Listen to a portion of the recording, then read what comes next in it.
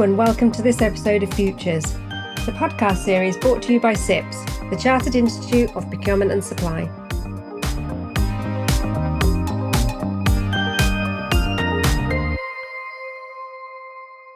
Welcome everyone.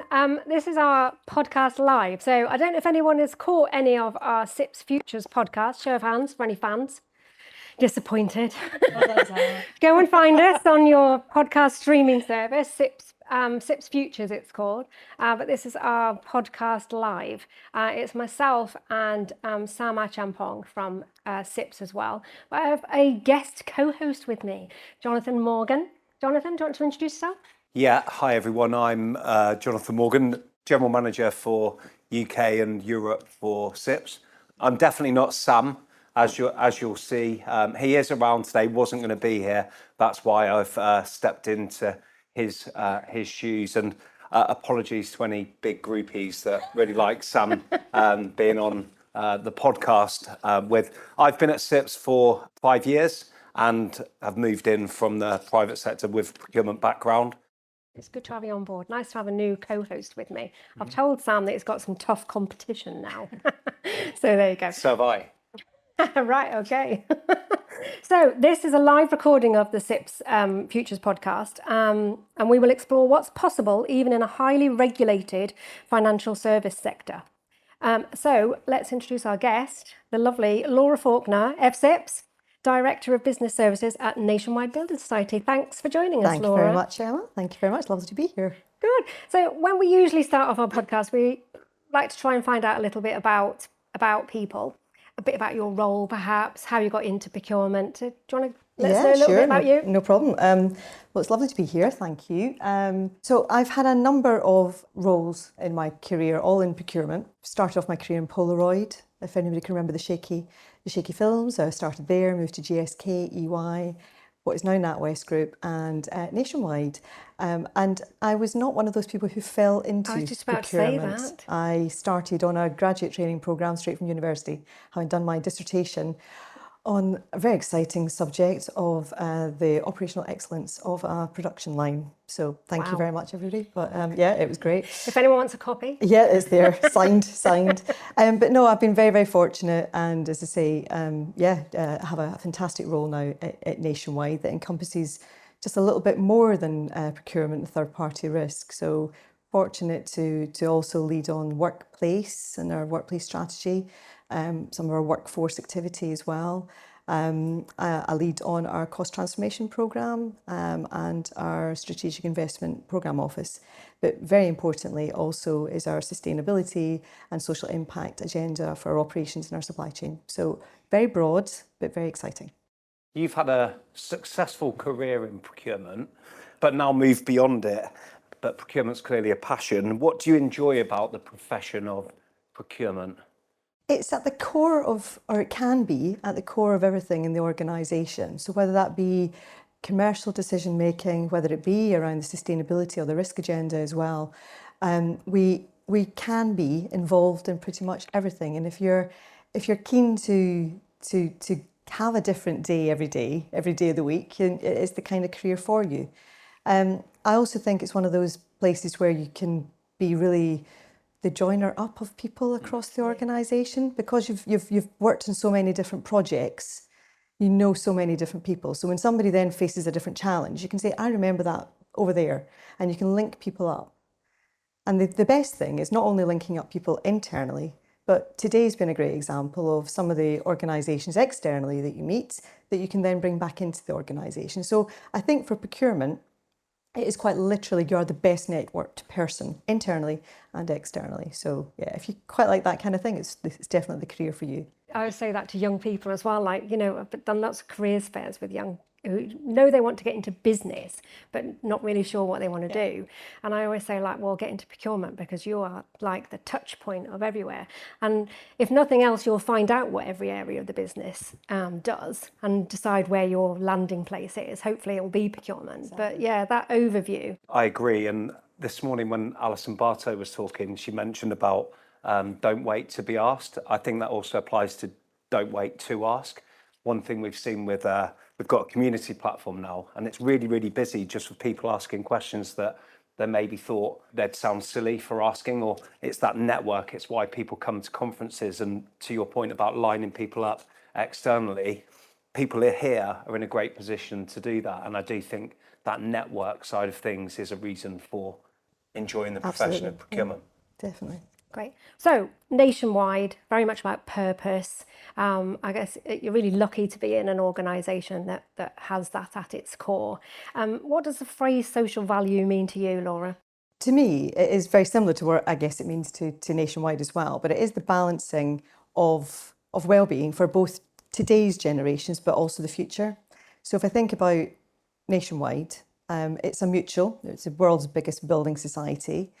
And you're talking about people saving their money today so that they can lend it to somebody tomorrow for them to buy a house. And it's that sustainable for today and tomorrow. And I do think for the social value element, what goes around comes around. And it's really balancing and making those conscious decisions so that you can really understand what the repercussions of some of the actions that you take as well. So for me, social values is very much there. And as you say, Emma, it's very fortunate to work for an organisation that, to be honest, hasn't just created a purpose. It is built on a social purpose, being a mutual in a building society.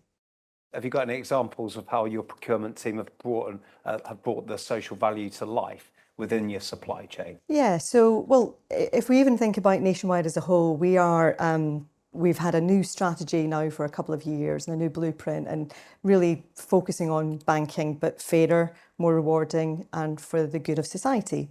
And if you think of all of that, and you think of that for the good of society, we give 1% of our pre-tax profits to charities. I've been really fortunate to lead on a project called the Oakfield Building Project, where we're building 239 new homes on a brownfield site in Swindon, really to see if we can create a blueprint of how things can be done. So these are all EPC-A rated homes, one at the point in time, the biggest off-gas estate in the UK. And we're looking to bring in there, through the supply chain, local suppliers, apprentices. We're dealing with some social enterprises like Co-Wheels, etc., to ensure that there's a bit more community around. But that's what we're doing within that project. But broader than that, we've got the Procurement for Mutual Good, and the team are here. And we are CIPS award winners for the programme as well, I would like to say. But there's been a lot of work since the programme was instigated a number of years ago, and it is focusing on, really ensuring that, we heard earlier as well, elements of modern slavery. You might not think it exists within the UK. We know, if you were under any illusion listening earlier, it is. And things that in the financial services industry we can do to support. We also look at ensuring that we are dealing with our partners, our suppliers in the right way. So prompt payment, we're very, very assured on that. Andy's here from Social Enterprise UK. We're obviously linked up in a social value element and increasing the numbers of social enterprises in our organisation. And then looking at the greening of our supply chain as well. So I'm accountable for the scope 1, 2 and 3, and it's really that scope 3 at this point in time is our key challenge, and making sure that we're there.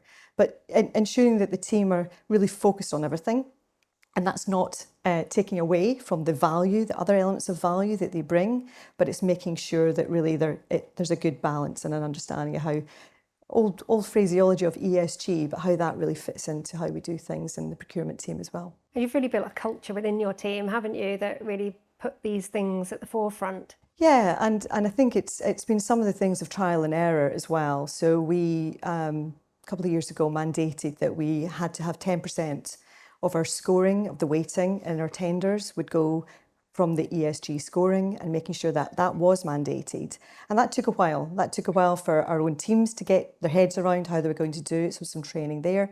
But then also within the business as well, and trying to understand that it's not just about cost. It can't just be about the speed. It's got to be about the sustainability of it as well. And back to that, when you were asking, what does social value mean? Is that balance and trying to get it all within the right levels. And how do you measure success? How do you know that what you're doing is making an impact?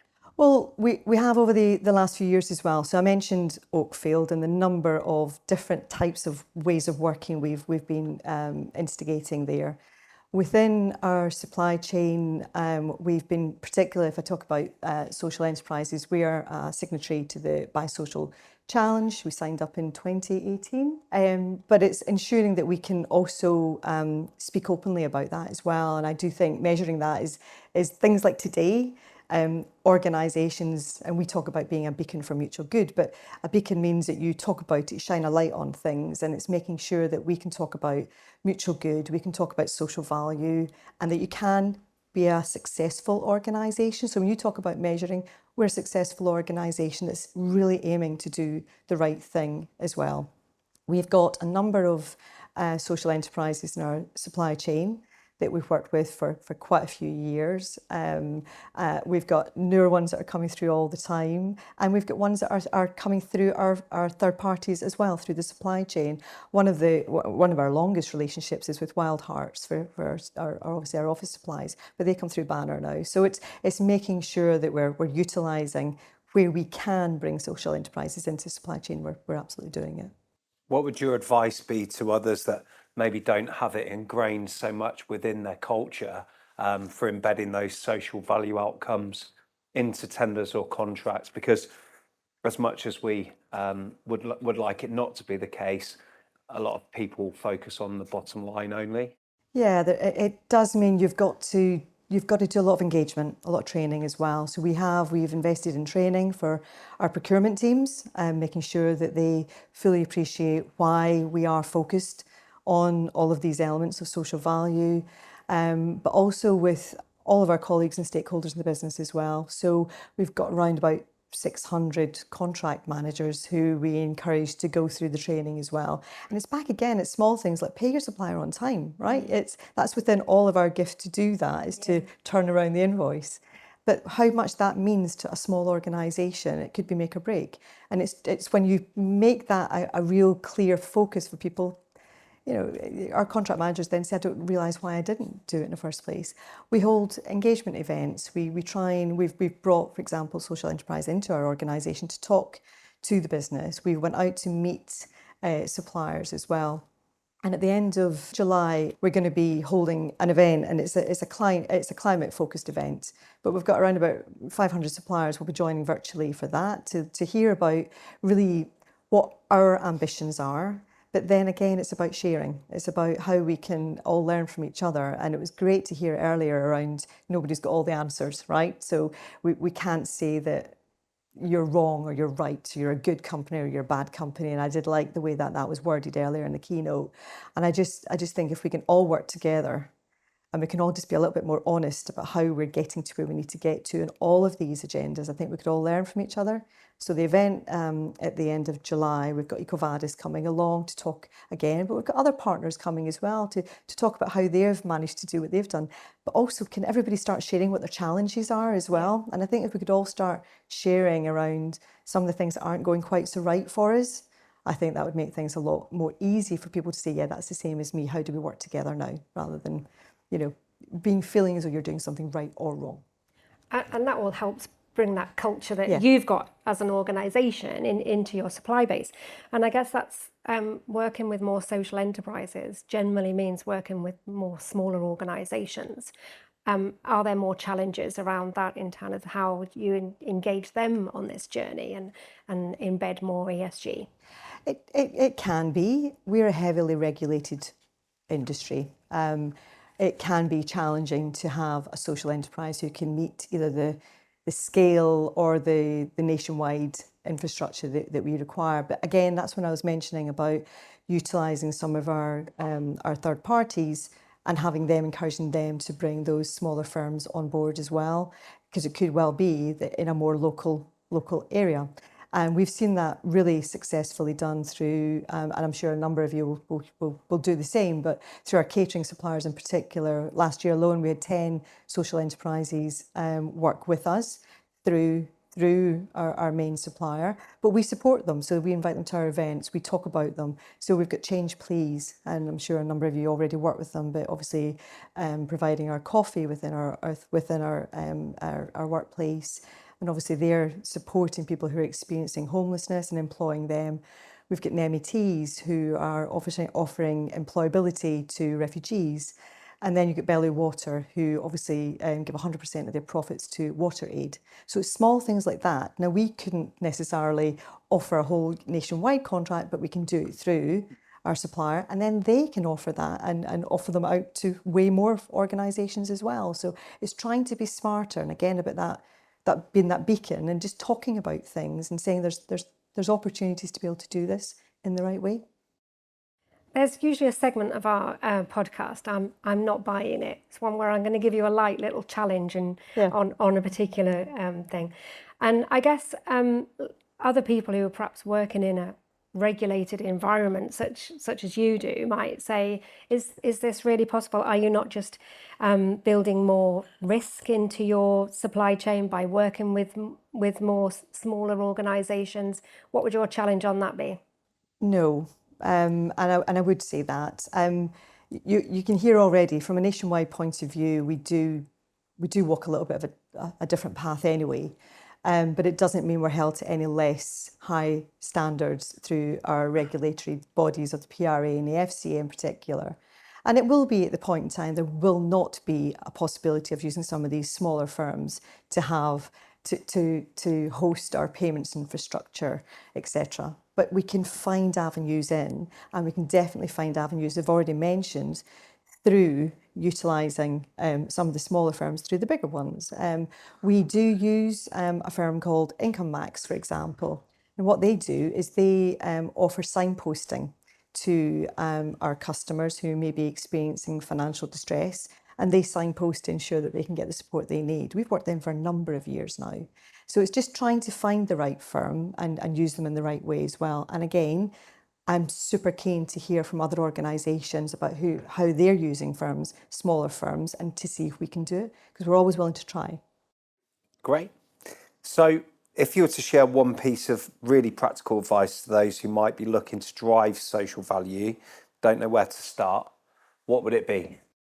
This might sound really too easy and sometimes a bit of a challenge as well at the same time. I think you've got to put the resource on it.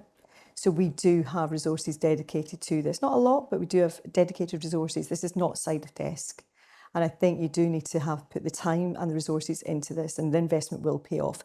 But I would say secondly as well, if I can just take two options, I do think it's about procurement doing what they do best, and it is linking up and joining the dots across the organisation and definitely bringing the outside world into their own organisation. Days like today are a brilliant example of talking to different companies, learning from different suppliers, and just seeing what's possible out there. Do you sometimes think that organisations are a bit too concerned about managing cost at the moment, and therefore these initiatives tend to get pushed towards the back burner? Or do you think they're mutually exclusive, and actually it's not so much of an investment to do the types of things that you're doing? There can be a challenge. Our ex-CEO used to have a great phrase that talked about it is very challenging to have purpose without profit, but profit without purpose isn't for us. And I do think you can go hand in hand. You've heard this, might not have caught, but at the beginning, I talk about one of the areas that I lead as well is looking at our cost transformation. So it is focused on cost for the society as well, but at the same time, I'm looking at social impact and the sustainability. And I think if you've got that balance and you can think about doing things in the right way, I do believe it's about a sustainable impact as well. If you look at any cost programmes that are short-termism, the proof is there that the cost will start building back in year 2 and year 3 again. And I do think if you can think about things in a sustainable way, you will take out the cost long-term and build the better future forward as well. So this might be how people build the business case where they don't have the open door that perhaps you've got.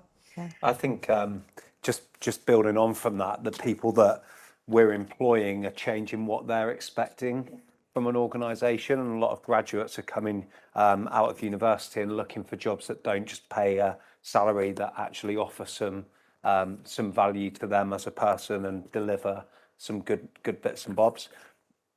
What employee feedback have you had? What sort of I don't know, pulse surveys, engage surveys? What's that telling you about what you're doing as a society? As a society, we are still, if we look at financial services benchmarks, we still are above the benchmarks. I think with most organisations at this point in time, our colleagues are like everybody else, are going through challenges of life, and we've had a cost of living crisis. We've got changes in the environment. You only need to turn the news on, and it's quite depressing. So it's how do you support people through their work as well? One of the great things, we do have quite a large employee network structure within Nationwide as well, and one of them is the Green Network. Again, the network, some of the leads are within our teams, within procurement and responsible business, and we have our employee awards on Thursday night, and that team are shortlisted for one of the awards. And it's looking at how we can do smaller changes in our own lives to have a bigger impact as well. And I think, to your point, people are willing to get involved at work in things that matter to them outside of work as well. And it's just bringing your whole self to work. Yeah. And I do think, it is really important for our employees. But if I was a customer or a member of Nationwide as well, I'd want to be looking in thinking they were dealing with my money in the right way, and they were treating the society that they work within in the right way as well. And I think that's the aim. And that storytelling and celebrating success is really key, isn't it? To kind of build that culture, and this is our purpose. It is. And Thursday night in Birmingham, I will be driving all the way from Glasgow, 5 hours down, 5 hours back. But I'm doing it because it's the best night of the year. And I'm sure a number of organisations, second best night of the year, the CIPS Awards, are the best night of the year, obviously. £10 later. Yeah, that was quick. But, it's that kind of thing. It is celebrating the amount of hard work that people put in. And to your point, Jonathan, it's what people enjoy. And if you can say that what you did was great and you've enjoyed it as well, what an amazing thing that you can go home at the end of the week and you've enjoyed your work. You feel you've done something decent, and your organisation are recognising you for it as well. You can be proud of it. You can talk to your friends, family, as well as in the job. Yeah. Right, it makes you a customer of choice as well to even more suppliers. Fingers crossed. Some people might think how it's not easy to find social enterprises. I mean, it's easy to go to the go-to places where and we've recently had a discussion on talent recently on this. And if you use your traditional models of looking for talent or suppliers, then you will just find the same people. Have you had to adapt? How have you sought out these unusual, different social enterprises? Sometimes it's word of mouth. We are using a film media right, is that correct just now? And it's been really interesting because they are a film production company that looks to get a more diverse talent into that industry, which you can imagine is really super tough to crack. So it's finding through word of mouth. They're a local firm to Wiltshire. And also, as I said already, we do use Social Enterprise UK. We do go meet the social enterprise events. Yeah. There are such things. So you can go, you can meet them. And at that, you will then meet somebody else who meets somebody else, who then you'll be on LinkedIn. You'll see that standout socks, because I've seen them already. And it's start to think about how you do things. And again, it's sharing, right? It's all talking to each other and saying, I've heard about something different. And it's not to say that everything's to do with the smaller, round the edge types of suppliers. We have people who are, as I said, Income Max, who've worked for years. They are providing a really critical service to our customers and our members. It doesn't need to be, in some of the softer areas. You can really start to think about how these organisations can really get to the core of your strategy for your company as well. It sounds like there's a kind of a ripple effect once you start, then... Yeah. You just uncover more, and I think collaboration is key to that, isn't it? It is, and as I say, when you start to think that you're getting a product or a service that you need, but you're doing good as well. We always used to say that, and Mick Jackson from Wild Hearts is just so eloquent at talking about. You pick up a pen or a piece of, a notebook for work, and you think, I've just done good. That money is going somewhere good now. And it's just some of these different, it's a conscious choice, right? Yeah. It's a conscious choice. Absolutely. And I think as consumers, we enjoy those choices and those stories. So doing it through your job as well. Absolutely. Really great. Okay, got a couple of questions in. Can you tell us more about your climate targets? So we are, for scope 1 and 2, we are well on track. We have all of our electricity is carbon net zero. So we have a solar farm in Wiltshire that we utilise, and that then actually gives up a positive into the grid there as well. What we're working on just now is taking out the last remaining elements of gas from our branches in our workplace, and we are well on track for that as well for 2030.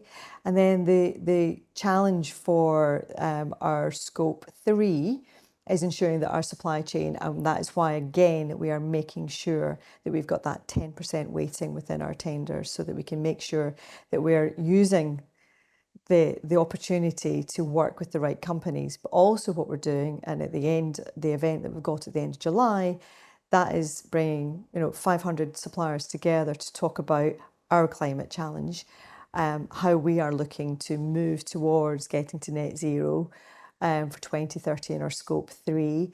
But that is by working with suppliers that are also on that journey as well. It doesn't mean that we will stop working with them. If they can't, we will work with them to see what we can do together, because there's no point. We heard it earlier. It's the same thing with any kind of social impact area. If you just forget about them, they'll do something different. Somebody else will snap them up. We may as well try and work together. Challenge we've got within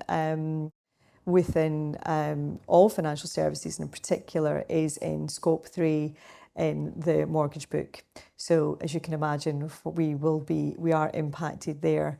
And until I think we start looking at retrofitting within the UK and investing properly in greening our built environment, then I'm not sure we're going to get there, and it's going to be a challenge. But we're in the same boat as everybody else. Absolutely. When it comes to that. Yeah, sounds like you're doing great stuff. Question here comes down to the big V. Value. Does it cost more to get the social benefit along with the goods, services you're buying? Not necessarily. Okay. Not necessarily. There may be sometimes it might, but you'll take that chance. But I think we can say we have not seen that at this point in time. We are still spending our members' money. We're a mutual, right? So it's not, we can't just make a choice, and it is our members' money we're spending. We don't have shareholders. We've got to make the right choices as well for them. And one more question we've got. Do you think being a mutual impacts who comes to work in procurement? So does it help, the fact that you're a mutual, and does it attract a different type of person? I think, and Jonathan, you mentioned it before, I think a lot of the teams, especially and all of my colleagues that work together, I think we're all driven in a certain way. I think I've always been drawn to organisations or projects that feel as though they've got some purpose to it. We've not had to, I said it before, it's a bit trite, I know, but we've not had to create our purpose. It is what we're built on. So it's plain and simple. We do what we say we'll do. And we're held to account by our members, pretty much. So I think you're right. I think it probably does. And it's a good part of the old employee value proposition is working for an organisation like ours. Absolutely. Or it's kept you interested there for a long time, hasn't it? Yeah. Definitely. Yeah. Definitely.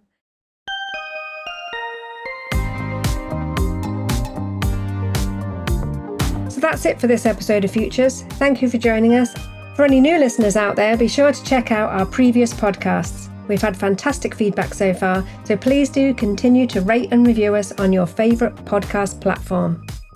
This podcast has been brought to you by CIPS, the Chartered Institute of Procurement and Supply. For more information on CIPS, head over to cips.org, where you can find out more about our up-and-coming events, excellent training opportunities and much more. For now though, that's it from us. See you next time.